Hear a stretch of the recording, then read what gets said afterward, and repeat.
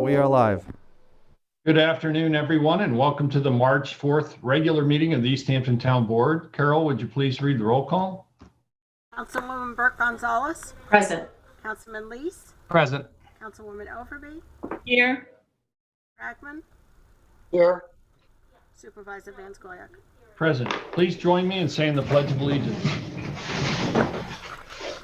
I pledge allegiance To the flag of the United States of America, and to the republic for which it stands, one nation, under God, indivisible, with liberty and justice for all.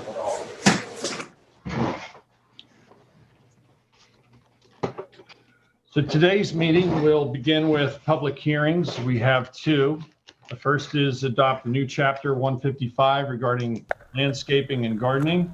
The second is a local law to amend chapter 185 noise. The two are related as they seek to address leaf blowers. That'll be followed by a public portion where any member of the public may call in and address the board on any topic. We ask that you keep your comments to 3 minutes or less, and that will be followed by resolutions of the board. So Carol, if you'd please read the first hearing notice. Ooh, wait, time out. Oh, I'm We're gonna sorry. do Hugh. We have Mr. Hugh King with us today, our town crier. Yeah, thank you, Mr. Supervisor. I apologize, Hugh. That's okay. It's okay. I get into that routine and it's sort of like autopilot. All right. So welcome. Welcome. Hi, and Loretta's here with me today. Hello, Loretta. Hi, Loretta. Say hi. Hi. Okay. Let's go with our wainscot questions. Councilwoman Gonzalez. That's me. Yes, please. So you wanted to know where Wainscot got its name. And the hamlet was named after Wainscot, Kent, a village north of Maidstone, England, an area immortalized in Charles Dickens' Great Expectations, and from which most of the early settlers of East Hampton came. That's it. Okay, passed the test. Okay. Councilman Lease, the 4 different school buildings that are in Wainscot. Okay, so I guess I heard you a little incorrectly. I got 4 school buildings, but I thought you might have said that they're still in Wainscot. So I scoured the earth and couldn't come up with anything. So I thought he was trying to trick me. So No. I will just quickly screen share something very easy. Is that coming up there, everyone? Not yet. Yeah. Okay. So, and my notes are... There you go. Well, they're the first 2, right? Okay, so the Wainscot Common School is located at the corner of Main Street and Wainscot Hollow Road in Wainscot, obviously. The sign on the school property indicates it was founded in 1730. The history of the Wainscot School, as published on their website, says this second count that the hamlet's first official school was in 1796. The first schoolhouse was destroyed in a blaze in approximately 1826. And then a resident of the neighboring Sagaponack later sold another school building to Wainscot. The current one-room schoolhouse, which is the bottom one here, was built around 1931. It was the last public one-room No, the other one was. No, the one on This one. top was. Top one, okay. I apologize. Oh, yes, sorry, 1931. Right. And then the current building was built in 2008. And the older structure serves as an annex right now. Right. What I did find out also was that this is a picture of, it says district school. This is actually the Wainscot Chapel. It was moved to Wainscot in 1907, I believe, by Horse. It served as a school in Sagaponack, which was just north of Ocean Road, just north of where the Almond Restaurant, or forget what it's called right now. So that was a school building, maybe not a school in Wainscot, but moved to Wainscot. And the only other school in Wainscot that I am aware of right now would be the country school. So that's it. It might be broader. I was just trying to cover my bases and maybe get an extra point. Yeah, the Wainscot Chapel was never a chapel, right? It was a school in Bridgehampton and was moved there, as you said, early 1900s. Now, if you go down Town Line Road past the barbecue place, and you go up a ways, there's a schoolhouse there. That schoolhouse was in Bridgehampton, and it was moved to Wainscot.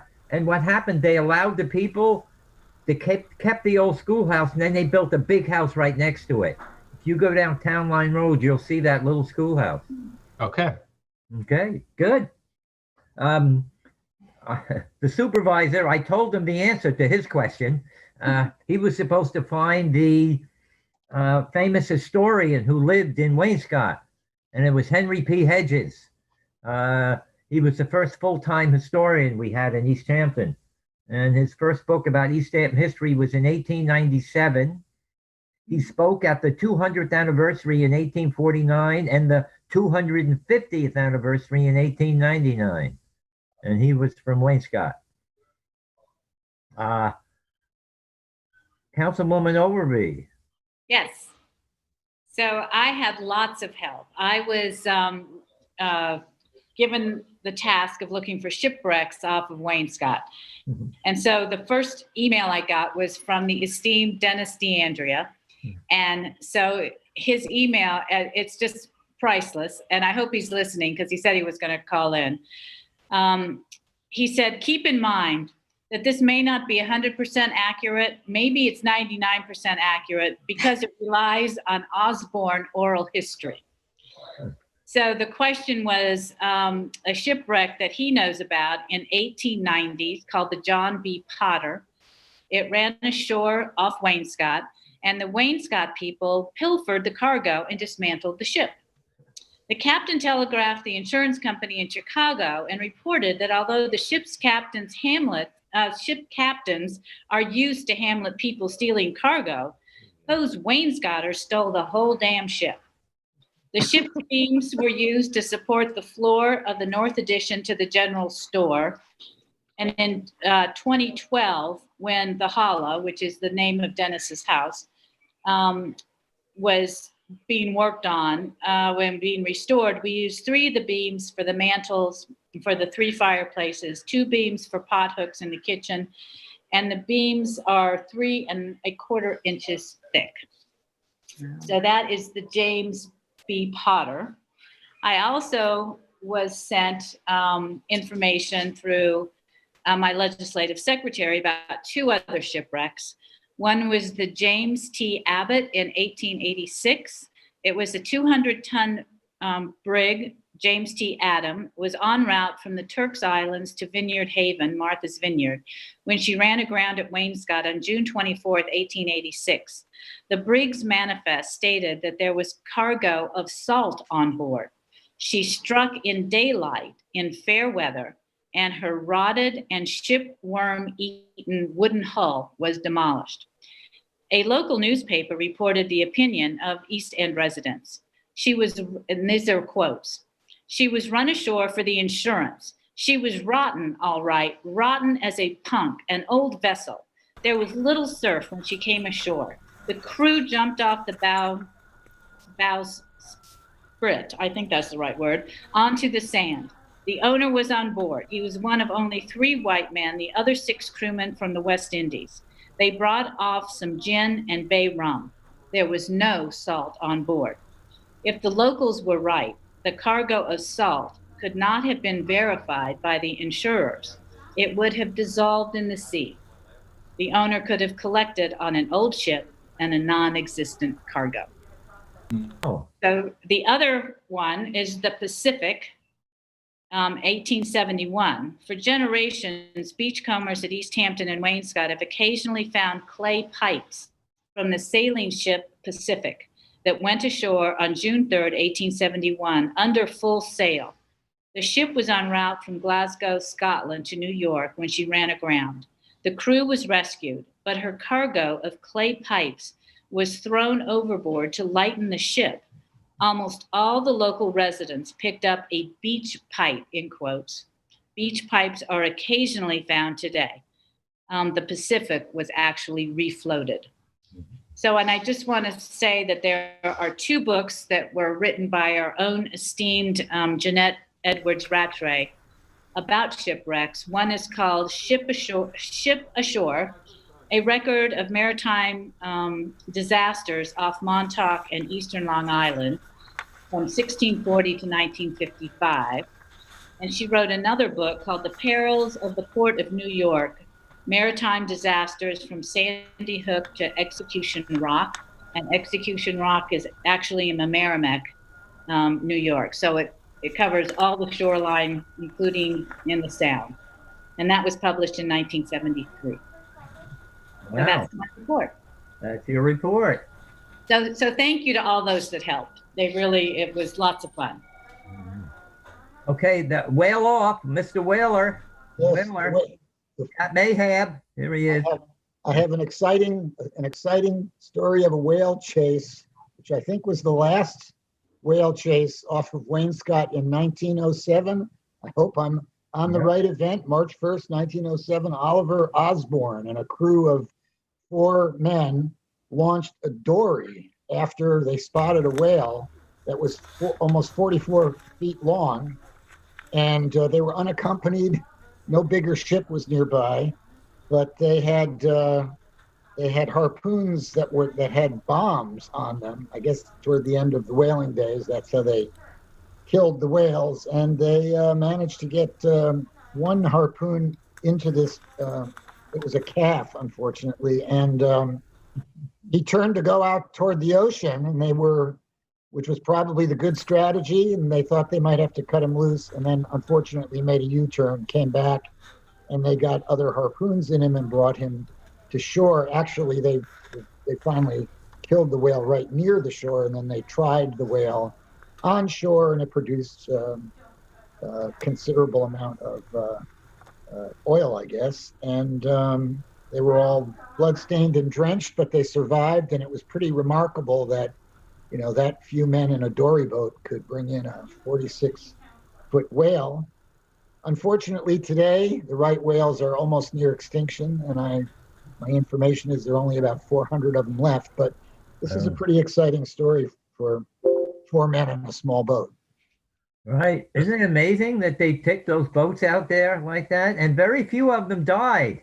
In the whaling industry, they mostly died from dysentery or some other diseases, not going out in those small boats. I know when you see how small they are, you're going up against an animal that's 44 feet long.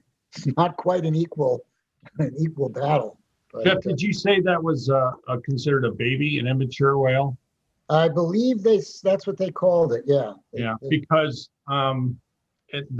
that story is actually tied to the story of the right whale that was killed and brought ashore off of Amagansett. That was the calf of that whale, and the mother of that whale ended up in a museum, and I just happen to have a picture of that right whale skeleton that's been on display. I think it was in the American Museum of Natural History in New York. Oh, you recovered, Mr. Supervisor. This report says that the skeleton was of the calf. That's what my Well, there is the skeleton of the calf, which the calf skeleton actually made it to Europe and is displayed there in a museum. Well, this report says the carcass was purchased by the Museum of Natural History in New York for $25. So I don't know, maybe they had more than one. So they ended up with 2 skeletons, and this is what I got from Ray Harchin, local resident here who has a great deal of interest in maritime history. But that's certainly a big part of our history here. I have one more suggestion. This has got nothing to do with the town board, but if Wainscott ever becomes a village, who should be the village historian?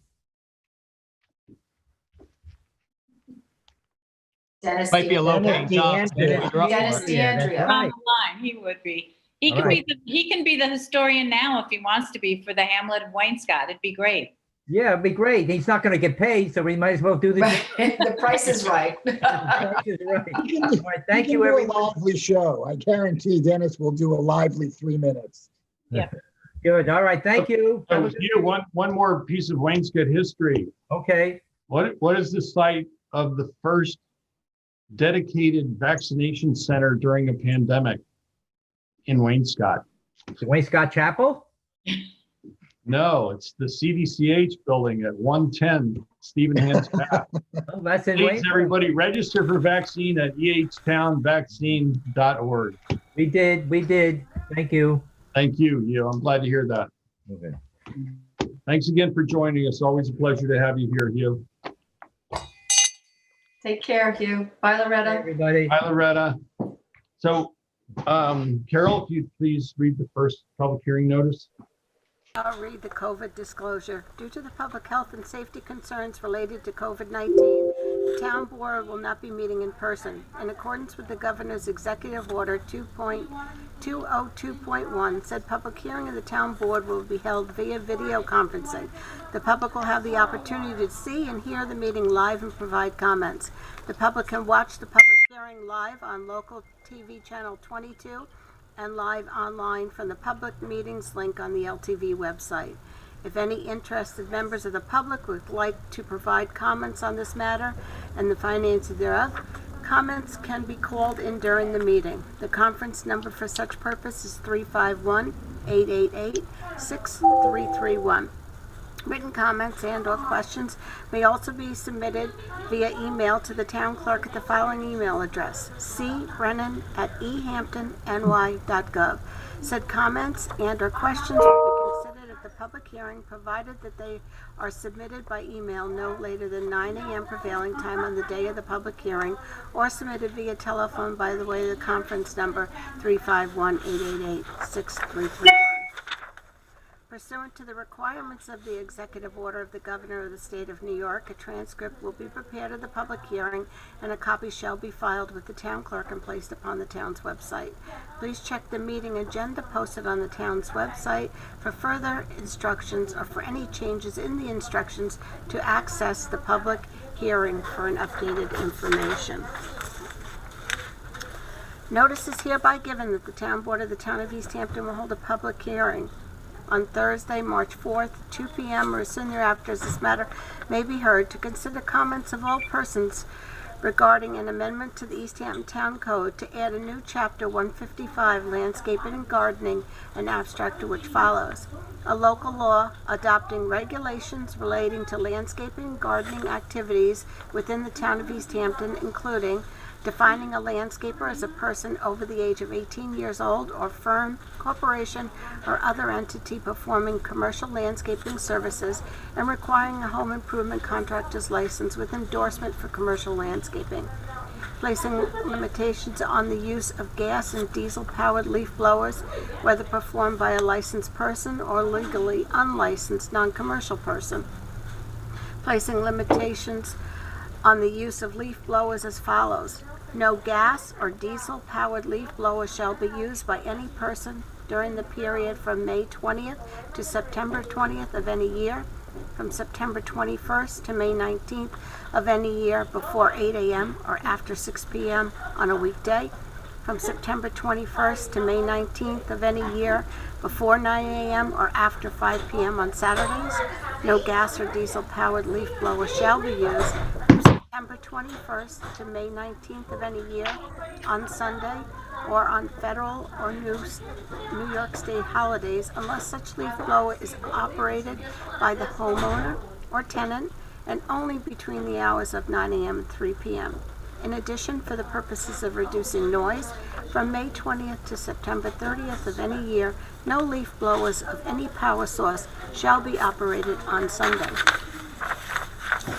In addition, certain restrictions are placed upon groundskeeping and landscaping activities, prohibiting such persons from depositing leaves, grass, garbage, cuttings, oil, pesticides, or other materials onto any public property, including but not limited to streets, sidewalks, right-of-ways, and upon private property of another without permission, removing leaves, clippings, or other yard waste in a vehicle or towable device without securing a tarpaulin or other cover to prevent spillage, spilling or dumping any oil, gasoline, or other petroleum products within the town, filling or refilling any machinery or equipment with any fuel or lubricant except over a drop cloth or other device designed to catch and retain any accidental spillage, or disposing of grass, leaves, branches, or other groundskeeping waste by burning in violation of Chapter 141 of the Town Code.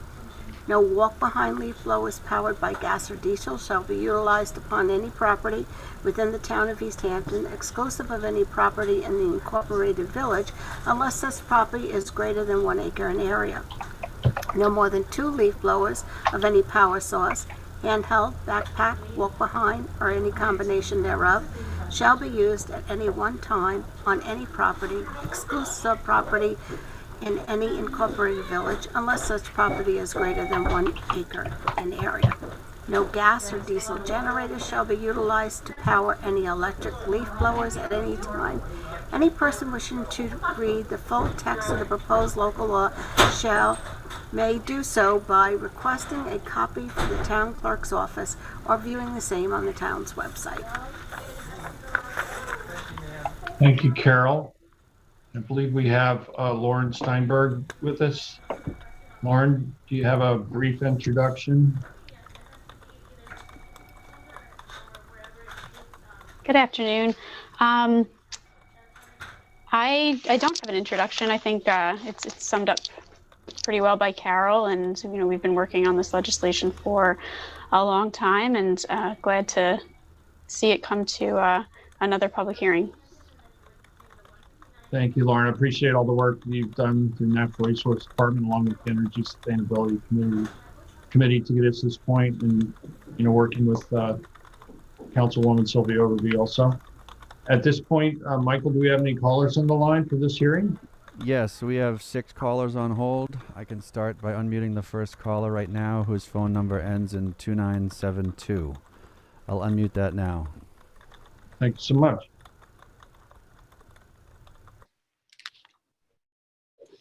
Hello. Good afternoon. Hello. Good afternoon. My name is Ernie French. For 25 years, or about 20,000 hours, I've been making a part of my living sight fishing in about 2 to 6 feet of water along our shores from the Peconics to Montauk. There are days when I feel my boat is floating in air. The water is so clear I can easily spot a single fish 100 feet away. I spend my time observing the bottom for structure or bait fish that attract bluefish and stripers. 25 years ago, it was common to see dozens, if not 100 or more, mature bluefish and stripers a day. Nowadays, what do I see? The bottoms have drastically changed. The eelgrass beds are disappearing. The bait is mostly gone, along with the stripers and bluefish. If I see 4 fish in a day, it is cause for celebration. Places where I used to catch fish are now marked with signs advising people to not let their pets swim there. Our oceans are very sick, but you have to look into the water to see that. The water still reflects sunrises and sunsets, which is really what most people are aware of and care about. And the same is true on land. We see the green lawns and think how healthy they are, but you need to look deeper into these lawns. Much how I look into our waters. These lawns are sick. There are no insect life because they are saturated with chemicals and pollutants. There are no butterflies, there are no bees. The insects the birds feed on are gone or poisoned, and our bird population is shrinking fast. So the board knows all this. The science is clear, it is readily available, and it is indisputable.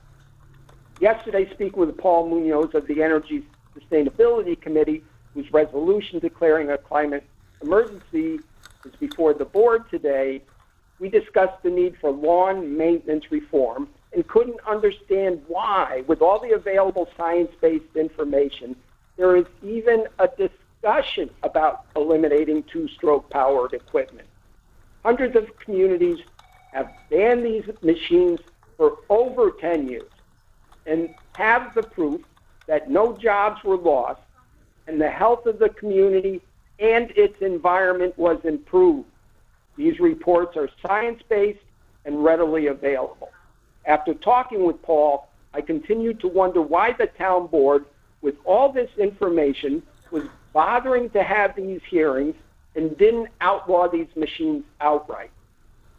In the 1970s, I worked for the Dance Theater of Harlem as head of their technical department. I traveled with this company all over the United States and Europe. We traveled from Detroit and Chicago in the north to Austin and Dallas in the south, and many of the states in between. Part of my job was to ensure a safe, worry-free environment for the dancers to perform And at that time, in many of the southern cities, it was not easy. During all that time, I did not encounter a single city that was more segregated than East Hampton. I see this town board and other white-dominated agencies of this town tolerating and promoting a plantation culture, not a pre-Civil War plantation era where owners had some concern for the welfare of their workers as property, but as the post-Civil War era when there was no concern for the workers' well-being at all. Take an honest look at our situation. Us white residents are sipping lemonade while the Hispanics are literally killing themselves on these maintenance crews and then heading back across the railroad tracks, or in our case, the canal, to where they can afford to live. I've heard residents comment on their low wages by saying how much it would be worth in Honduras. Substitute cotton for lawns, and the picture is complete. There is not one person on this board who would allow their son or daughter to strap on one of these machines for 10 hours a day, 7 days a week. The discussion we are having today would have been over years ago. Go to the grocery store and see the heroes of the pandemic who are at the checkout counters and what they are getting paid. What is East Hampton doing to acknowledge their contribution to the community? I believe East Hampton and its policies are rife with systemic racism and implicit bias from the top to the bottom. And this discussion today is an example of it. The reason the health and the welfare of the Hispanic worker in our community is ignored is because they are invisible and replaceable. The town board is weighing the health of these workers and our environment against the unexamined and unsubstantiated complaints of the plantation bosses who are afraid their profits might be affected. I'm embarrassed to be a part of this hearing, and I suggest this board and others in this town read the comments of Merrick Garland during his recent confirmation hearing on the topic of racism and take a while to absorb it. You should all be ashamed. I'm done. You said a lot there, Ernie. Thanks for taking the time to voice your opinion with us today. Be well. Do we have any other callers on the line, Michael? Yes, we do. Moving on to the next caller. The last 4 digits of this caller's phone number are 9004. I'll unmute that now.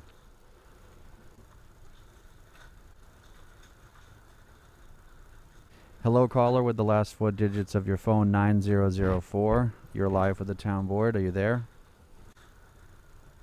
Oh, yes, I am. Thank you very much. This is Gloria Frazee, and it's a little hard to follow Ernie, but I will do my best. I'll bring us back to our wonderful town crier and the history lesson we got. There was a time when we hunted whales with harpoons and bombs on the tip, and we relied on whale oil to fuel lamps, and that sort of makes me think of leaf blowers, where we're using a dull implement or something that is outmoded. And I look at what's happened with the right whales. As the gentleman said, they are near extinction. And one of the other issues that Ernie alluded to is the degradation of insects that is caused by leaf blowers. It is spring. I'm thinking of the birds and the bees and all the other insects in the life chain here. Once you unleash a leaf blower on an insect, and many disguise themselves as leaves, you are destroying that entire food habitat. And let's just look quickly at chickadees, not what you thought you'd be talking about, but chickadees, Carolina chickadees rear their young almost exclusively on caterpillars. 96% of terrestrial birds rely on insects to rear their young. So that includes sparrows, hummingbirds, cardinals in this area. And to rear one clutch of chickadees, they must catch tens of thousands of caterpillars. That's a huge number. And once we start actively destroying our insects with things like leaf blowers, we can actively promote green landscapes practices, which I think is the next step, because I think you've made a great start here. But how can we then move forward to help our wildlife? And as Ernie had said, worker safety, which I do not see mentioned in this Chapter 155. We've definitely talked about noise, resident safety, air pollution, not so much destructive growing conditions for plants and wildlife, or the pollution of water resources, which I believe Ernie was also talking about. My own husband happens to be a fly fisherman, and fall is a big time for fishing in these waters. And I noticed that, as you've done a first step here, but is our gas-powered leaf blowers actually any less harmful to humans or polluting to waterways, soils, aquifers on September 20th than they are on 21st? So what changes there that it's okay to have all of these harmful effects, especially when we have fall rain, because that's just going to be increasing runoff from all of this blown material. I'm also wondering about any resources that have been provided or can be provided to educate and inform the homeowners, contractors, and workers. Where can we call for complaints? I do live in the village, but this also impacts me because the chickadee on my yard doesn't know that 4 houses down the street we're in the town. And here we do have the leaf blower bans, but a lot of people don't know about it. Contractors don't know about it. I've had so many neighbors using contractors, professional contractors, licensed, big name, and they're using leaf blowers, big packs during prohibited hours. How do we, say this is going on, this is not okay? So I think that while this is a good first start, there are many layers that need to be filled in to make this an effective way to promote green landscaping and protect the public health. Thank you. Thank you, Gloria. Appreciate you taking time to call us. And Michael, do you have any other callers on the line?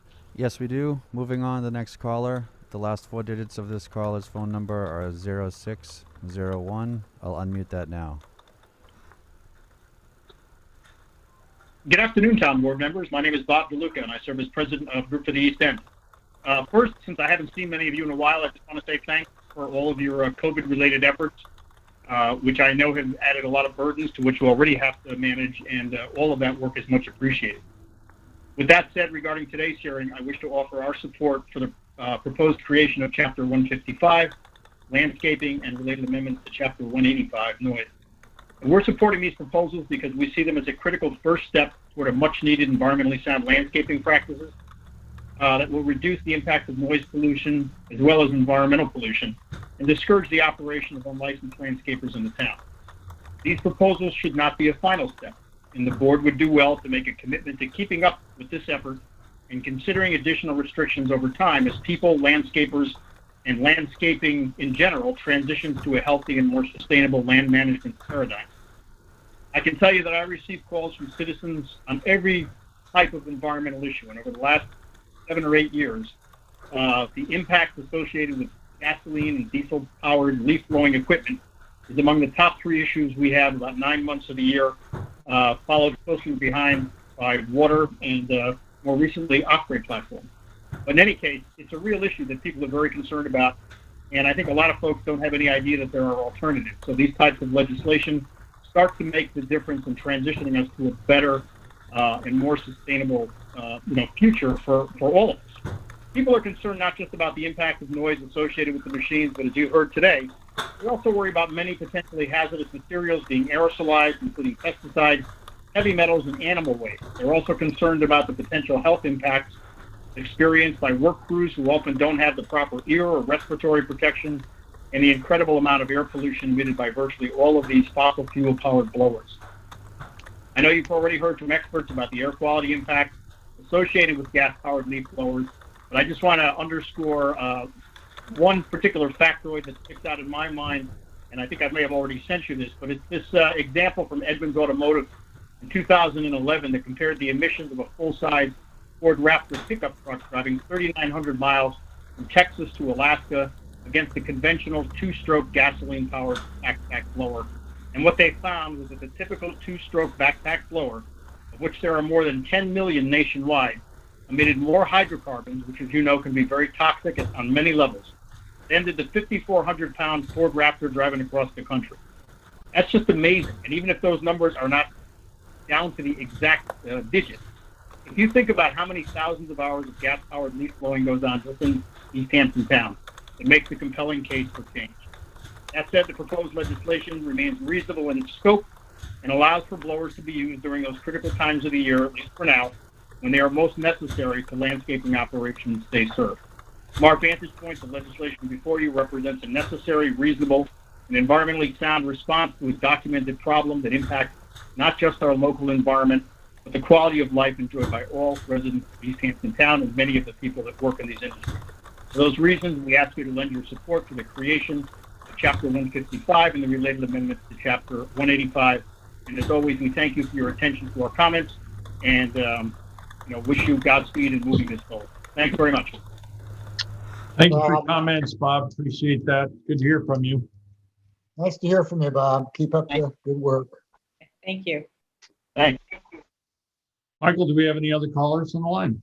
Yes, we do. Moving on, the next caller's last four digits are 7155. I'll unmute that caller now. Hi, good afternoon. Good afternoon. Good afternoon. My name is Paul Munoz. I'm Vice Chair of the Energy Sustainability Committee. And I'd like to just say that the board has, up until this point, has heard every reason we need to make sweeping changes in our fight against climate change. But I'd like to highlight why the committee presented this gas leaf blower ban recommendation. Although the main focus has been the noise to me and many others only reminds us of all the harmful effects on people, both the public and the operators, the wildlife and the environment. Gas leaf blowers with their whine and pollution disrupt our neighborhoods, and they threaten our health, our quality of life, and our natural resources. These two-stroke engines run on a dirty mix of oil and gas. They produce toxic, carcinogenic exhaust and dust near our homes, schools, and parks. The ground level ozone and fine particles they produce are known to be dangerous to our health. Children, seniors, people with chronic illness, and the workers are at the highest risk. With all that said, I would like to ask a simple question. If noise is really an issue for everyone, then shouldn't everyone participate in the solution to minimize or eliminate it? So if we look at it through this lens, then asking everyone, landscapers, golf clubs, town employees, and yes, including the homeowners, not to use gas blowers on Sunday seems simple. We all deserve one day of peace and quiet. Summer is the season we spend more time outdoors, leave our windows open, and kids are outside playing. There are few, if any, leaves out in the summer, so homeowners do not need to use them on Sunday. I'd like to finish saying I think we have a great start here with this ban, with this legislation, but I think we need to look into the future with education and maybe future bans or transition to a full electric landscaping services mandate. Thank you. Thank you, Paul. Appreciate your comments. Thanks, Paul. We have the next caller, please, Michael. Yes, moving on, the next caller's phone number ends in 1833. I'll unmute that now. Hello, my name is Francesca Rhiannon, and I'd like to weigh in on both this leaf blower legislation and later the climate emergency declaration. First, on the leaf blower, I agree with everything that Paul Munoz said. I'm also a member of the Energy Sustainability Committee. But also, I'm a person who's aware of other health effects of these leaf blowers. They cause a lot of stress. Every summer when I go outside and the air is filled with the din of these leaf blowers, it really raises my blood pressure. And that is, you know, it's a psychological issue. It's a health issue. If it bothers me, I'm sure it also bothers animals that are around here. And we have some really endangered species like turtles, for example. It's just crazy that even that we have a law that will only exempt one day. I think we should completely exempt them entirely during the season when there are no leaves on the ground. But I'm glad, and I think that this is a step forward. So kudos to the town board for passing this, as I hope you will. Now, on to the climate emergency. I was part of the team that put that together, brought it first to the Energy Sustainability Committee and then to the town board. And, you know, every day we see that there is a climate emergency around us. And what this bill would do would make real practical changes, because it would, first of all, enjoin the town to update the Climate Action Plan, which is now 10 years old. It would also enjoin the town government to make sure that climate is a lens through which all decisions, planning decisions, are made, just as the Biden administration has directed its executive, you know, its cabinet and all the executive agencies to see through the lens of climate. We would be doing that here. And that's the kind of work that needs to happen to make sure that we're not like moving, you know, 2 steps forward and 1 step back because, you know, somebody is, or even 2 steps back because some other department is, you know, bringing in diesel equipment when we're trying to electrify everything. So I hugely support the town board in passing this legislation. And with that, I'll take the rest of my comments off the air, as they say. Thank you. Thank you, Francesca. Moving on, Mrs. Supervisor. Yes, the next caller on hold, the last 4 digits of their phone are 1330. I'll unmute that caller now. Hi, this is Dennis Osborne Hedges DeAndrea, and somebody earlier said that perhaps I would be the inappropriate Wayne Scott historian. Actually, the person who's qualified to hold that position is Hillary Malecki Osborne. And we told her, when we told her she was, you know, the Wayne Scott historian, we were very happy to also tell her that this year the job pays twice as much as last year. So anyway, I'm not going to take up the full 3 minutes because the Osbornes and the Hedges, we just don't talk much, you know. I think somebody wrote a book about us. I think it was entitled 100 Years of Silence. So anyway, I'll sign off now. Take care. And it's always a pleasure to hear from you. Thanks, Dennis. Thanks for all your help on the shipwrecks. Yeah. So I was glad to talk to you and, you know, pass that information back and forth. You're a friend of Wayne Scott, I see. So I'm glad for that. Yeah. Okay. Okay. Take care, everybody. Thanks again, Dennis. Be well. Moving on to the next caller, the last 4 digits of their phone are 3691. I'll unmute that caller now. Moving on to the next caller, the last 4 digits of their phone are 3691. I'll unmute that caller now. Hello. Hello, caller. If you could kindly mute the feed of the broadcast Hello. in your room. Hello. So this is Lena Tabori. I was Hello, caller. If you could kindly mute the feed of the broadcast in your room. Hello. Oh, sorry. This is Lena Tabori. Hi, this is Lena Tabori. I was the chair of the Energy Sustainability last spring when we drafted this recommendation to the town on the gas leaf blowers. One of the incredibly gratifying things about listening to these public hearings is that for the most part, people are calling in wanting more control from petroleum, not less. To the woman who called in and wondered why the fall and the spring are exempt, I just wanted to say that with fall cleanup and spring cleanup, we don't have an electric blower that has the power to do that kind of job. And we don't have an electric blower that has the power for an emergency situation that the supervisor might call for. So for the moment, this is as far as we could make the recommendation, but this is not to say that we are not with every last one of you in wanting to eliminate this altogether.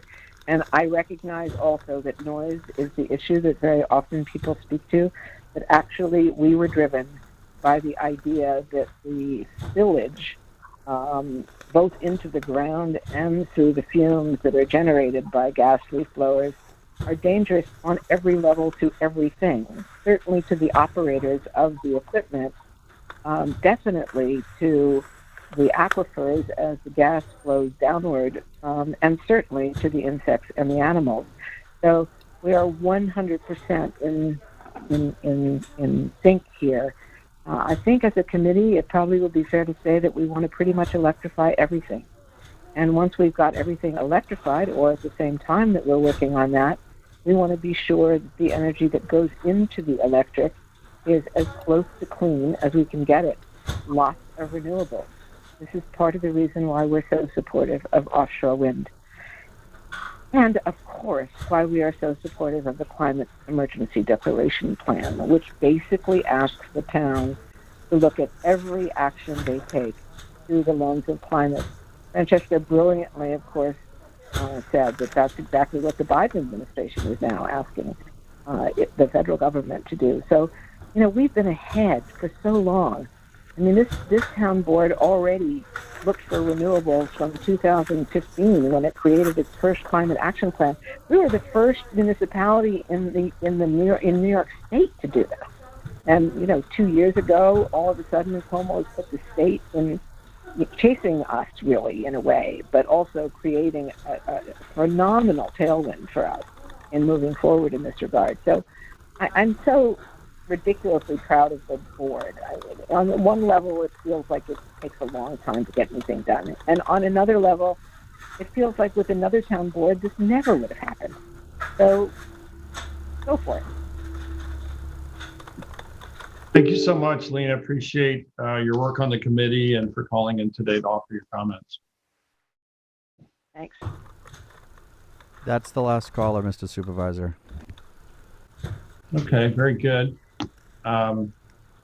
Now we've had did we read the joint hearing? I'm sorry, I was listening to a voice message on mute when Carol read. Carol, did you do both together? It's separate. So I'll take a motion to close this hearing. Motion to close. And do we have a second? Second. All in favor? Aye. Aye, passed and carried. Carol, if you please read the next hearing notice. Notice is hereby given that the Town Board of the Town of East Hampton will hold a public hearing on Thursday, March 4th, 2 p.m. or soon thereafter, as this matter may be heard, to consider comments of all persons regarding an amendment to the East Hampton Town Code to add a new chapter 185 noise, section 185-4, exceptions, paragraph A, an abstract to which follows. Removing from the listed exemptions to the noise ordinance the use between 7 a.m. and 8:30 p.m. of homeowners' light residential outdoor. Carol, we can't hear your audio. Your audio dropped out. Yeah.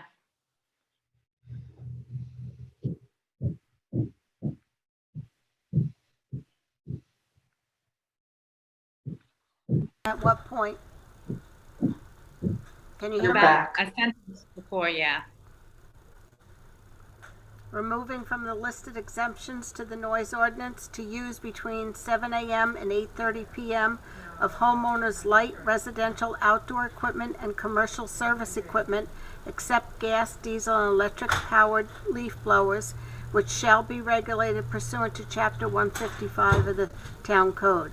Any person wishing to read the full text of the proposed local law shall do so by requesting a copy from the town clerk's office or viewing the same on the town's website. Thank you, Carol. Do we have any callers on the line, Michael? We do have two callers. Just to say, these two callers were on previously and haven't hung up, so we'll go through them. Perhaps it's for this hearing. The first caller is last four digits are 9004. I'll unmute that now. No, I was still just listening. Thank you. Thank you. Moving on. There's a caller with the last four digits 7155. I'll unmute that now.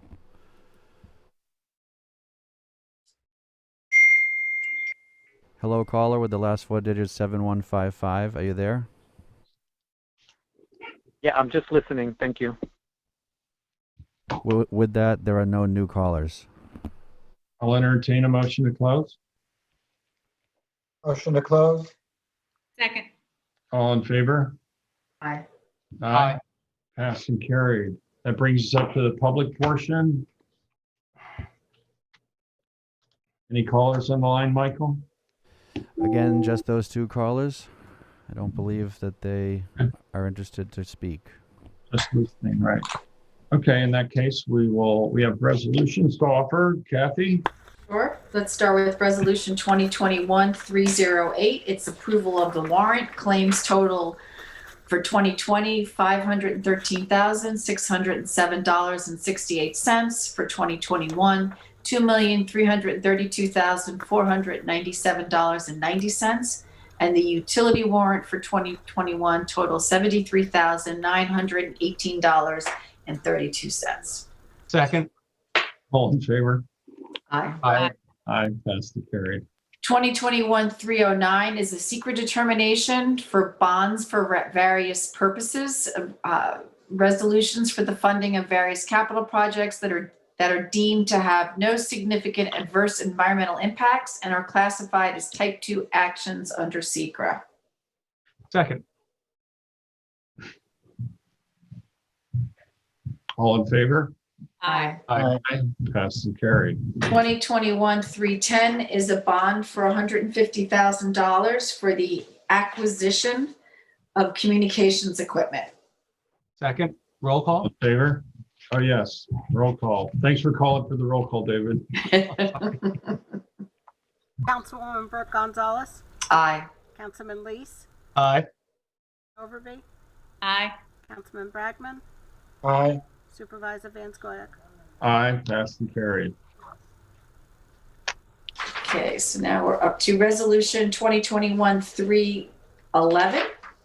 And that's for the annual maintenance of the town clerk's licensing system. And this is for software support and maintenance at a cost not to exceed $2,800 for the 2021 calendar year. Second. All in favor?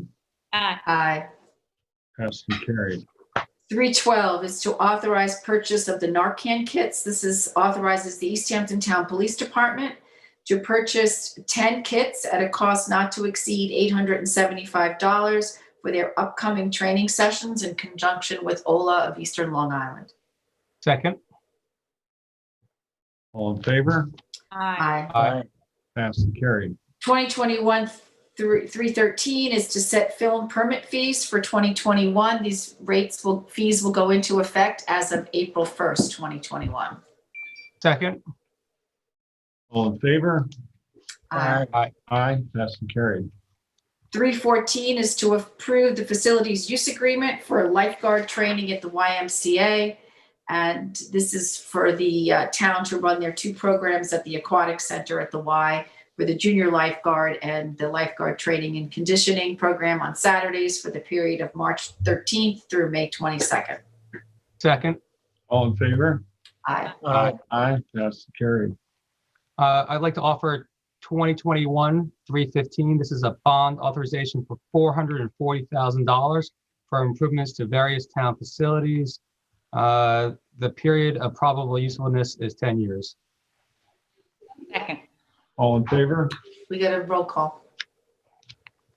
Councilwoman Burke Gonzalez. Aye. Councilman Lees. Aye. Councilwoman Overby. Aye.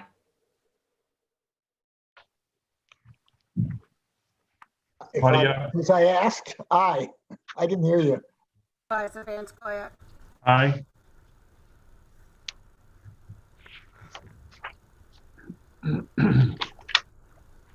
Okay, so I'd like to offer resolution. Carried. Sorry. No worries. Resolution 316. This is a bond for $250,000 for improvements to the Montauk Skate Park. The period of probable usefulness is 15 years. Second. Burke Gonzalez. Aye. Councilman Lees. Aye. Councilwoman Overby. Aye. Councilman Bragman. Aye. Supervisor Van Scoyac. Aye. Passed and carried. 2021-317 is a bond for $55,000 for HVAC system upgrades and improvements at various facilities. The PPU on this one is 10 years. Second. Burke Gonzalez. Aye. Councilman Lees. Aye. Aye. Overby. Sorry. Aye. Councilman Bragman. Aye. Supervisor Van Scoyac. Aye. Passed and carried. 318 is a bond authorization for $506,860 for the construction of a new comfort station on Westlake Drive. The PPU on this is 30 years. Second. Carol, we're having trouble with your audio.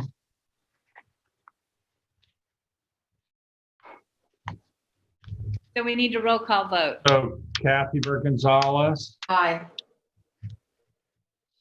David Lees, Aye. Sylvia Overby, Aye. Jeff Bragman, Aye. Supervisor Van Scoyac, aye. Passed and carried. Okay, 319 is reimbursement for tree damage for Lebanon for a total amount of $1,000. Second. All in favor? Aye. Aye. Aye. Passed and carried. 320 is a budget modification for aquaculture, taking $1,000 from part-time salaries to $1,000 for chemicals and supplies. Second. All in favor? Aye. Aye. Aye. Passed and carried. 321 is asbestos professional services for the Avalon property, which is located at 136 Second House Road, in which the property contains structures that the town wishes to demolish and bring back the property to the natural state. These structures may or may not contain asbestos, but we need to have a survey done, and that the Silver Wolf Environmental will be hired to perform any necessary asbestos testing at the above rates and not to exceed $7,000. Second. All in favor? Aye. Aye. Aye. Passed and carried. 2021-322 is accept the bid of EH21008 for the annual traffic signal repair and maintenance contract for 2021 Pink Electrical Contractor Incorporated. Second. All in favor? Aye. Aye. Aye. Passed and carried. 2021-323 is accept the bid EH21006. This is for the Maidstone Pavilion roof replacement to preferred exteriors, where preferred exterior was the lowest bid received, and the bid was reviewed by Jeannie Carosa and also by our town outside consulting engineers. Preferred engineering is hereby accepted. We're going to accept the rate for the total cost of $36,000. Second. All in favor? Aye. Aye. Aye. Aye. Passed and carried. 2021-324 is the transfer from the Laura Simonson Skate Park Reserve for the town board authorized issuance of bonds for $30,000 of resolution 2020-52.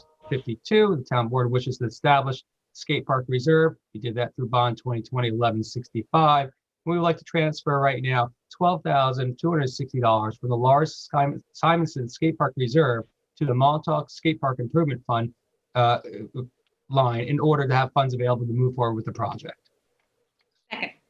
All in favor? Aye. Aye, passed and carried. 2021-325 is to authorize a 2021 CPF Management and Stewardship Plan, where we had the public hearing, which was held on February 4th, 2021, and a copy was put on to the town clerk's website, and we also posted the transcript for the appropriate period of time. Second. All in favor? Aye. Aye. Aye, passed and carried. 2021-326 is to amend section 240-58, schedule 8, stop sections of the East Hampton Town Code, Accabonac Road and Collins Avenue, where the town board held the public hearing on May 7th, 2020. We put the transcripts on for the appropriate time frame on the town website based on open meetings laws. And right now we'd like to authorize stop sign to be placed in the travel direction southwest at the intersection of Accabonac Road and Collins Avenue. Second. All in favor? Aye. Aye. Aye, passed and carried. Resolution 2021-327 is order calling for a public hearing for East Hampton Refuse and Garbage District. It has been determined that the best interest of the town and the district is to acquire roll-off containers at the estimated total cost of $33,000 and a roll-off truck at the estimated cost of $250,000, all for use by the district. The estimated cost, therefore, together is $283,000. The public hearing would be on April the 1st, 2021 at 2 p.m. Okay. And we have a second. And all in favor? Aye. Aye. Aye, passed and carried. Resolution 2021-328 is for 294 Abrams Path LLC grant of scenic and conservation easement to schedule a public hearing. The public hearing will be scheduled for Thursday, March the 18th at 11 a.m. It is for 294 Abrams Path. It's a scenic and conservation easement, and the reviewing agency is the planning board. Second. All in favor? Aye. Aye. Aye, passed and carried. Resolution 2021 is 329 is resolution endorsing the declaration of the climate emergency in the town of East Hampton. There were 3 changes that were made, or maybe 4. I just want to go through those real quickly and thank everybody for comments.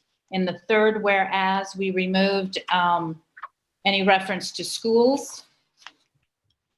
In the first resolved, it now reads that by declaring this emergency, the town board is committed to make climate mitigation and elimination of greenhouse gas emissions a guiding principle and objective of all municipal operations, all policy and purchasing decisions, all planning and zoning decisions, all aspects of town business for the foreseeable future.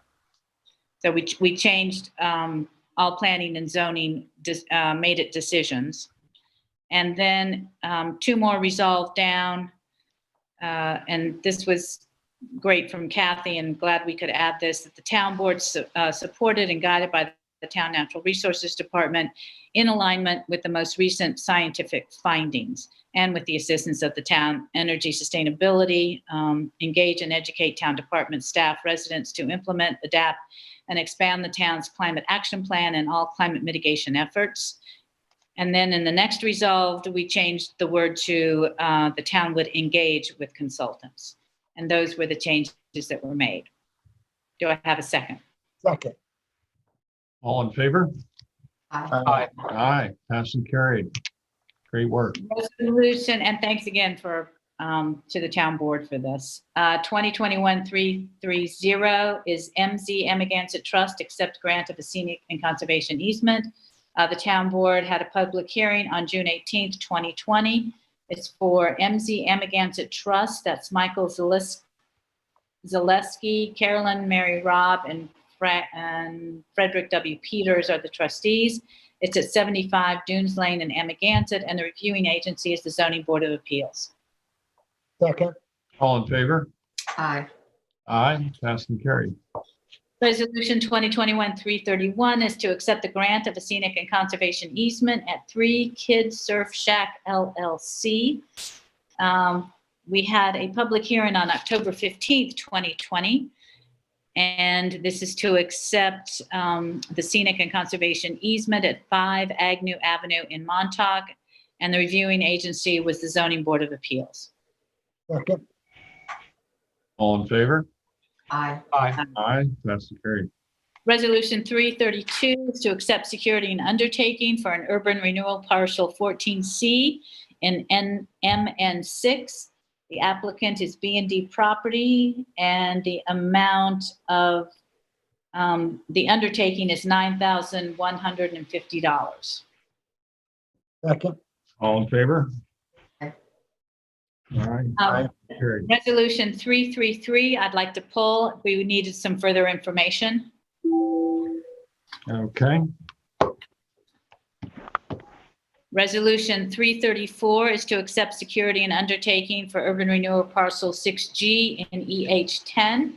It is, the applicant is Jeremy Morton, and it is for, let's see, $13,800 for the undertaking.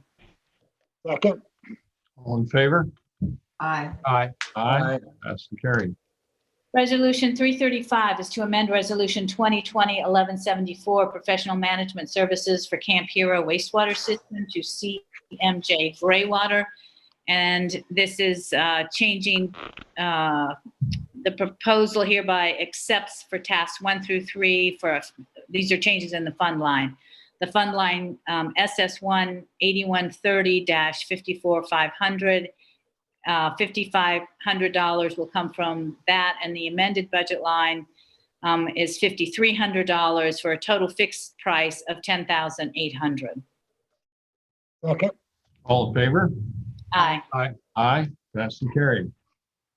Resolution 2021-336 is a bond for heavy duty vehicles and equipment from various departments. These are largely truck and vehicle purchases, and also some pickup trucks, garbage packers, tractor for beach cleaning, and litter vacuum, new lawn mowers, plow rigs, four-wheel SUVs, dump trucks, and used trucks. In the amount of $990,000. Second. Thank you. We have a roll call vote, please, Carol. Councilwoman Burke Gonzalez, Aye. Councilman Lees, Aye. Councilwoman Overby, Aye, and I hope the town will look for electric vehicles as we move forward. Councilman Bragman, Aye. Supervisor Van Scoyac. Aye. Passed and carried. Resolution 2021-337 is to adopt a local law for the installation of stop signs on Middle Highway. The stop signs are at Middle Highway and Tri-Works, Middle Highway and Berryman Street, Middle Highway, Berryman Street, and Middle Highway, Berryman Street, and Winslow Avenue, Old Orchard, and Bob White Court, Old Orchard, and Ruffed Grouse Court, Bob White Court, and Old Orchard Lane, and Ruffed Grouse Court, and Old Orchard Lane. Second. Just discussion. As much as I like this to move forward, the transcripts on this haven't been posted yet to the town board website. They're not up. So that's part of open meetings law. To move forward, they have to be posted for a certain So period of time. let's table this.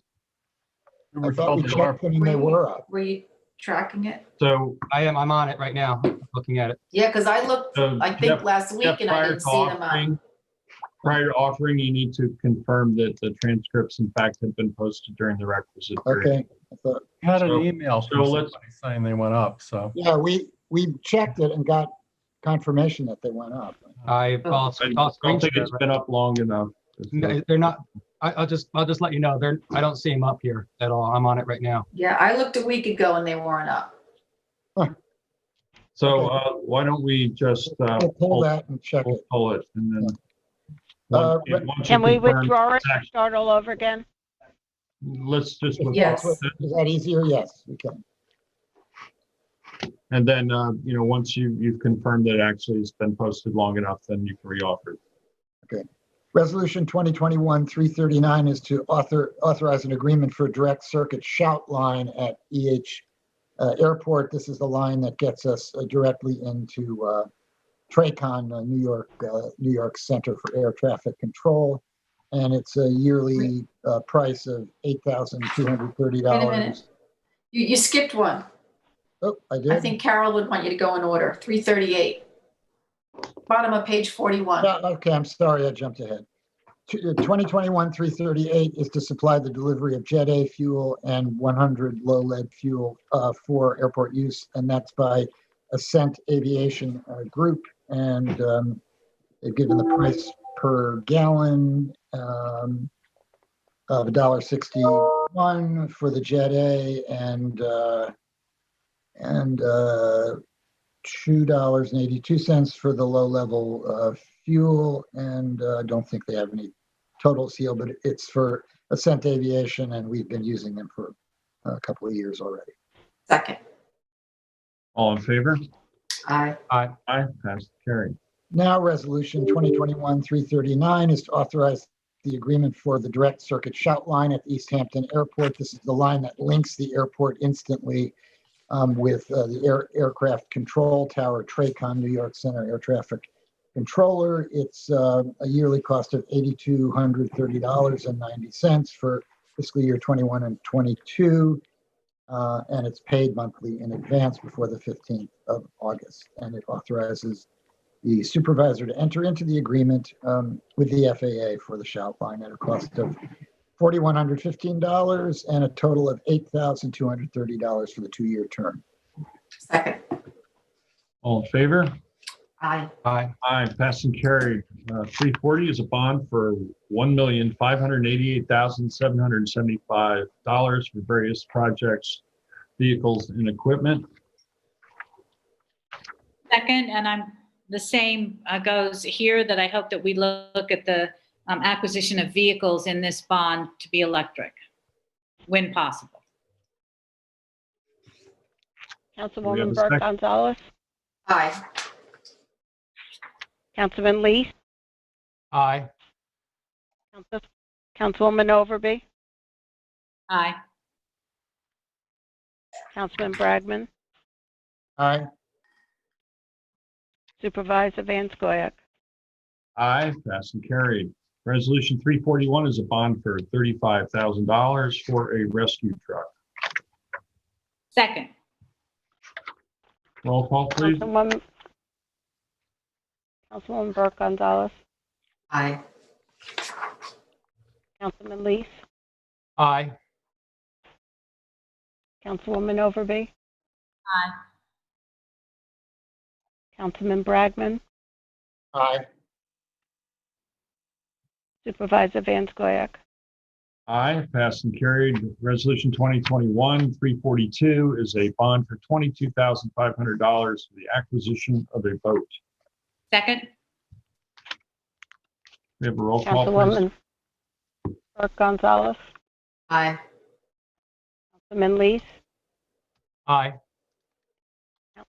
Councilwoman Overby, Aye. Councilman Bragman, Aye. Supervisor Van Scoyac. Aye. Passed and carried. Resolution 2021-343 is to authorize payment Suffolk County Police Department past due invoices for police department equipment. This is for $1,479.67. Thank you. You have a second? Yes. Second. All in favor? Aye. Aye. Aye. Passed and carried. 344 is a resolution for downtown Montauk Beach survey, and this is for Robert H. Fox. Sea level mapping, I believe. And there's another error. There is not to exceed $9,000. The financial impact should just state one line, $9,000 to be paid from 3640-54500. The second one above it is redundant. No, the numbers are different. It's redundant in terms of the amount. There is no money in that line, as that's for outside. One is for subcontractor and the other is for outside services. So just the lower line is missing the A fund. Got it. Do we have a second as amended? Second is amended. All in favor?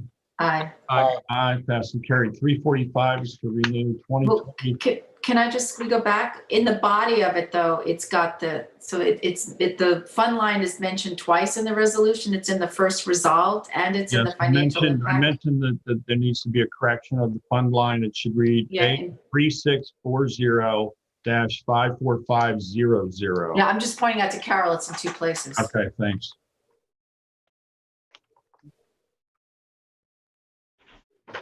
Resolution 345, renew 2020-2021 HR CPI Benefits Advisor Affordable Care Act compliance.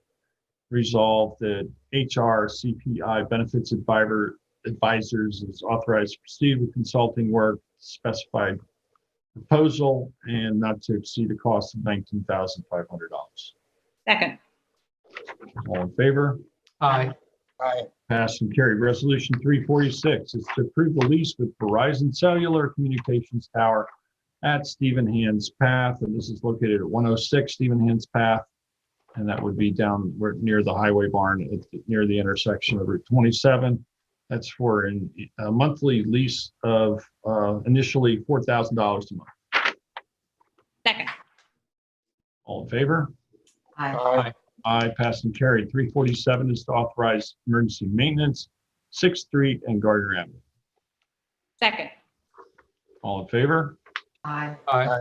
Aye, passed and carried. 348 is notice to bidders, EH 21-012, printing of police forms, March 2021, bid available March 4th, and due back March 25th, 2021.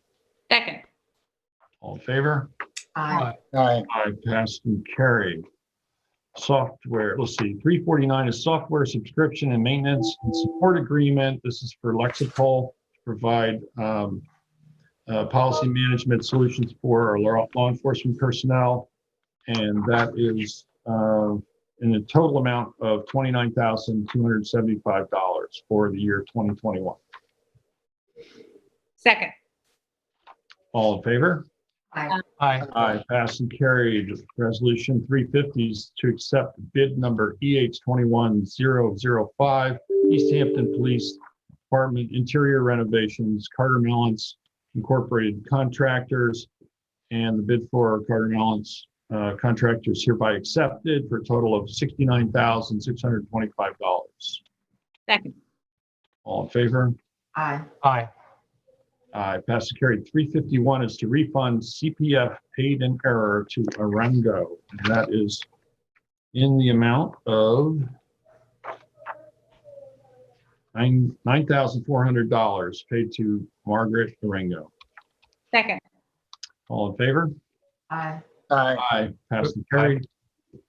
352 is a resolution 2020 budget modification for Fort Hill Cemetery, and that is moving $750 from the maintenance line to an equal amount in the water line. Second. All in favor? Aye. Aye. Aye, passed and carried. 354 is a 2021 Gerard Weinberg PC Attorneys at Law for the process services of appearance tickets. And this is to process appearance tickets to the Secretary of State for enforcement proceedings at East Hampton Justice Court as needed at a cost of $15 plus $10 filing fee for a total of $25 per service. A second? Second. All in favor? Aye.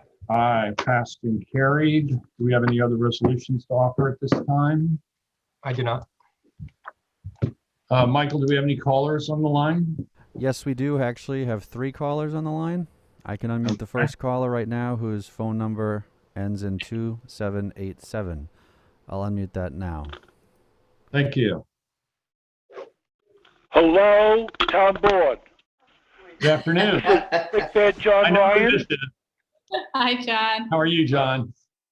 Hi, Peter and Jeff and Sylvia and Kathy Lee and David. Okay, and also John and Carol. All right. I'm here with a couple of hats on. All right. I know you can't see me. I'd love to come and talk to you in person. Hopefully that moves. My hat on right now is the East Hampton Town coordinator of lifeguard training and junior lifeguard and NIPper training. And I co-coordinate that with that wonderful son of mine, John Ryan Jr., who's a doer, and I am the talker. You know that. But anyway, thank you. Thank you for getting us started, all right? But by that I mean Kathy introduced a resolution to get started with our lifeguard training and our junior lifeguard training at the Y starting in March this Saturday. We're going to start. We're going to be safe. I might remind the board, and when I say thank you, we ran our lifeguard training program last year. We ran our junior program last year. We ran our NIPper program last year. And let's talk about the lifeguard program.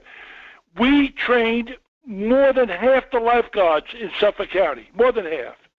Nobody on Long Island and even in Jersey ran their junior program. We did it, and we did it safely.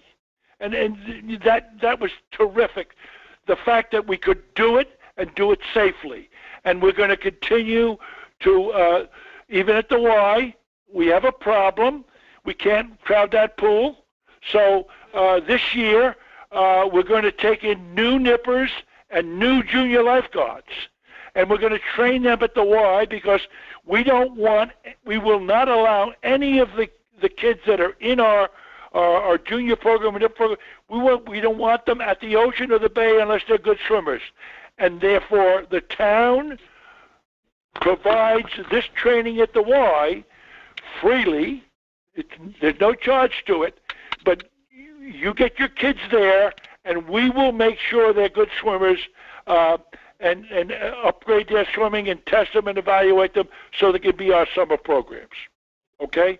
So that's just a real plus that we can do that this year, and we are exempting any previous junior lifeguard.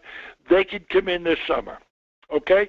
I'm going to put another hat on, and that is the HLA director, which is also involved with the lifeguard and junior lifeguard training. HLA is a nonprofit, but it also supports the Hurricane Swim Team at the Y. It supports the East Hampton Volunteer Ocean Rescue, which is another one of your programs, and it supports the in-school swim programs that are at the Y, where every single school from Tuckahoe to Montauk gets their kids in the Y. Normal Bushman started this. It's been in limbo because of the problems of the Y, but we want to get that going again. And then the last thing I want to talk about is our kickoff party. Now, I know you guys, if you go in the ocean, you got to wear floaties, right? Do you wear floaties when you go in the ocean, or you don't go in the ocean? But anyway, we are celebrating on May 1st at the Harbor Bistro, which is a Saturday. We are celebrating summer 2021. And we are doing it, and we invite everybody that's involved to come and do our 50-50 raffle, and we're not going in the restaurant and eating. We're going to be outside on the lawn. We're going to have different shifts, but we're going to do a Chinese auction, and we're going to do a silent auction, and we're going to have a lot of fun. Josh Russell will be singing on that lawn, and it'll all be safe. We'll all mask up, just like we do in all our programs, but I think I've said enough. One more thing, one more hat I have on, and that is I'm an East Hampton Town School Board member, and I'm on that damn board longer than I taught, which was 28 years. But we are, as of the 15th of March in our schools, all right, we are going full-time, all our classes. We've had that with our elementary school. We're still going to allow distance learning. But, Peter, we got to be sure that our staff is vaccinated. And I know, and I congratulate you for getting that CDHC building, and you're starting, I think, even tomorrow. You're starting vaccinations. Am I right? So, John, we're going to be doing 1,000 doses tomorrow at CDCH. It's 12 hours. You have to pre-register. Don't show up there unless you have an appointment. And to your point, John, we certainly want to get all the teachers in town vaccinated, but our supplies as we get them are earmarked by the state to very specific groups, which we cannot vary from. Our first group was 1B essential, which included teachers. We got a number of teachers done. I would certainly love to have the flexibility to give doses to anyone who meets the eligibility requirements. We're currently barred from being able to do that. But we are continuing to press to get more supply and allocate districts, whether it's Springs, Montauk, Amagansett, East Hampton, Sag Harbor, to go ahead and get registered in the town's system. That's ehtownvaccine.org. Go ahead and get registered and check the eligibility there so that we already have the lists populated so that when we get a designated allotment, we can immediately pull the lists of those eligible for that particular allotment and contact them and get them vaccinated. We're going to be doing 1,400 East Hampton residents in the next 3 days. You may have noticed, anybody watching, I was a little distracted during the meeting.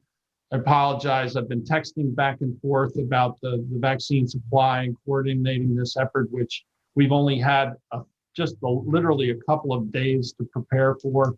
It's an enormous undertaking, but it's certainly a very, very important one. So, John, we look forward to getting every East Hampton resident vaccinated, and certainly, teachers are on that priority list. So as soon as we can get them in, we will. Teachers and staff in school, bus drivers. All right, and on our own, Wendy Gearing, our nurse practitioner in the school, and Dr. Helen Hillman, they're trying to get vaccinations too, but right now we're sending our staff up to Stony Brook and even to Hyde Park because they can register and go there. And like all my family, I got my last shot, my last booster shot on Saturday. So our family all got it, the ones that could. And it's important, especially in light of the fact that we want to get our kids back in school. And I say that. And again, thank you. I hope to see you this summer. I really appreciate all the support this East Hampton Town Board and the Village Board and this whole community supports all our efforts to waterproof the South Fork of Long Island, because we are surrounded by water, but we do it very well. We get our people trained, and we are vigilant, and we get our lifeguards aware, and so our beaches are such a wonderful resource, and it's so good that our community can use it safely. Thank you. Any questions? John. Yeah, I just want to say the community owes you and your family and everybody involved with the lifeguards a huge debt, and thanks for the amazing job that's been done in East Hampton Town protecting residents and visitors alike over many, many decades. And you talked about being able to train people from all over Long Island last summer during COVID because of the excellence and preparation and safety of the programming that was designed to get approvals from the county health department and everybody else so that we could, make sure that these people were getting the certification. So, again, East Hampton leads, and we appreciate the contribution, all the time. It's a very easy organization to support. So thanks again. And we're happy to work with you to make that May 1st gathering safe and compliant. Good, and one more shout out to the YMCA and Stephen Lee, and also to John Rooney and the work he's done, your Parks and Recreation guy. And when you talk of Parks and Rec, you can't not mention Tony Littman. Great people you got working for you. Thank you very much. I'm sorry I'm long-winded. No, it's quite all right. You know, and I know Kathy's been working really closely with the Y and lifeguards and whatnot to make it happen too. So again, thanks for calling in, John. Be well. Glad to hear you got vaccinated. Great. Great. Goodbye. Bye-bye. Bye. Do we have any other callers? Yes. Moving on to the next caller on hold. We have two more. The last four digits of this caller are 0410. I'll unmute that now. Hi, everyone. Good afternoon. Hello. Good afternoon. Hi, this is Biddle Duke. Good afternoon. Hi, Biddle. Hello, Biddle. I'm with Mr. Ryan 100%. I wish I could just come down there and visit with you all in person. Love hearing from him. I'm calling about the leaf. I wanted to make sure you heard from me. You appointed me to the Energy Sustainability Committee, and I appreciate all the work that you do to follow up with our recommendations and encourage us to do ever more about energy sustainability and climate change. So I'm calling about the leaf blower legislation and the climate emergency declaration. And you know, I echo Ernie to a certain extent. You can't do enough, not when you're dealing with the huge peril of climate change. In his case, he was talking about something else, but you know, you can never do enough. But all you can do is keep moving forward and transforming everything that we do to confront this massive danger. I can't really improve on what Lina Tabori and Francesca Rhiannon and Paul Munoz said on both of these things. I just wanted to echo them. And I wanted to just say that, you know, the declaration, as Lina said, makes it clear that every decision you make should be and must be made through the lens of its impact on climate change. And you know, those are words only. The declaration is words only. So please, please, please abide by those words from now on and forevermore. You know, that's it, really. The waters are rising. You know, the storms are worsening. Our health and safety are increasingly in jeopardy. So keep at it. And thank you for approving these two measures, these two, the regulations, the leaf blower regulations, and this resolution. I really appreciate the work you guys do, the commitment that you show to our community, and to the planet. So thank you. Well, thank you for your comments, Biddle, and your service on the committee as well. Thanks, Biddle. Nice to hear from you. Great. Goodbye. Thank you. Thank you all very much. Be well. Moving on to the next caller, the last four digits of this next call. Excuse me? Moving on to the next caller, the last four digits are 8764. I'll unmute that now. Good afternoon, Town Board. This is David Buddha. I have a comment just I wanted to make. It's kind of a mundane matter, unlike some of the other commenters. I just wanted to comment on what some might consider procedural minutia. I noticed that two resolutions that you adopted today, 330 and 331, deal with accepting grants of scenic and conservation easement, which is something that the ZBA and I guess also the Planning Board do on a regular basis. And although these two public hearings somehow got lost in the shuffle, apparently, from June and October before they reached your desk after the hearings, I want to make a suggestion. I know from years of watching those boards and some of the developments in town, there have been times in the past when scenic and conservation easements that were to be recorded never got recorded. They got lost somewhere along the way, from the town board to the town clerk to the grantor of the easements to the county clerk, then back to the attorney for the applicant, and then supposedly the original should go back to the town and be appropriately filed. But it didn't happen. I know that when this issue was raised by me probably a year or two ago, everyone was alerted to it, and everyone assured me and the town that steps would be taken, that it would never happen again. Well, what I want to suggest is something that's very simple. I don't understand why, if the town is the recipient, the grantee of an easement, why the town doesn't, and the town attorney's office does not take it upon themselves to record these documents at the expense of the easement grantor. I mean, when I handled real estate closings for a purchaser or a grantee, I would never ever expect or allow the grantor, the seller, to be the one responsible for recording my client's deed. It's the town that's the beneficiary of an easement. It's the town that wants to ensure and should ensure that it gets properly recorded and that the original is retained and returned to its files. So why don't you modify your procedure? Right now, if you read the language of those two resolutions, you'll see that it's kind of open-ended. After the supervisor signs it, it goes back to the applicant, the grantor of the easement, and they're supposed to record it in the office of the county clerk. There isn't even a direction for them to return the original to the town, although I'm sure that's understood by all concerned. So my suggestion is that in the future, to avoid any possibility of things slipping between the cracks, that any document where the town is the recipient of a benefit, such as an easement, that it should be the town's responsibility and obligation and opportunity to record that document at the expense of the grantor, and that way nothing will ever get lost again.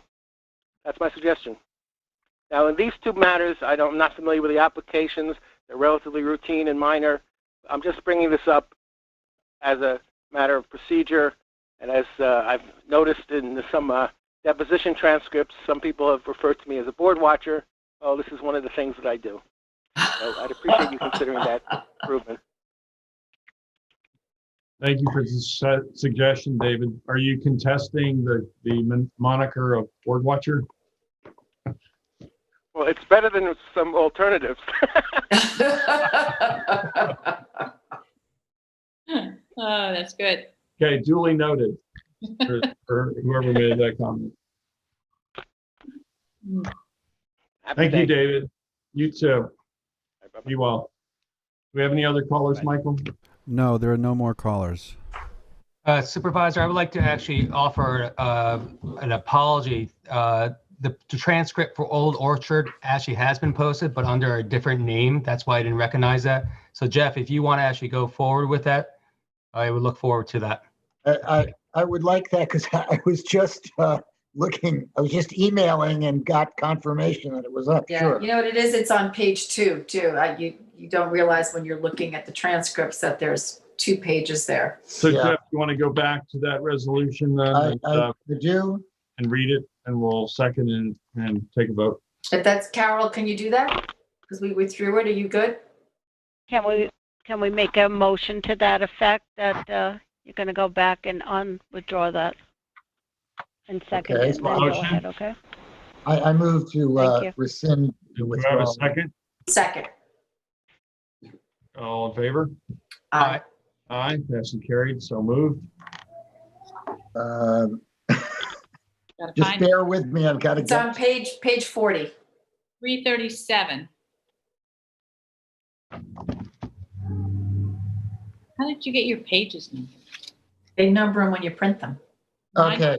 So I'm offering resolution 2021-337, which is the law for the installation of stop signs at Middle Highway at Triworks, Berryman and Winslow, Middle Highway, Old Orchard at Bob White Court, Rough Grouse, Bob White Court, and Rough Grouse at Old Orchard Lane.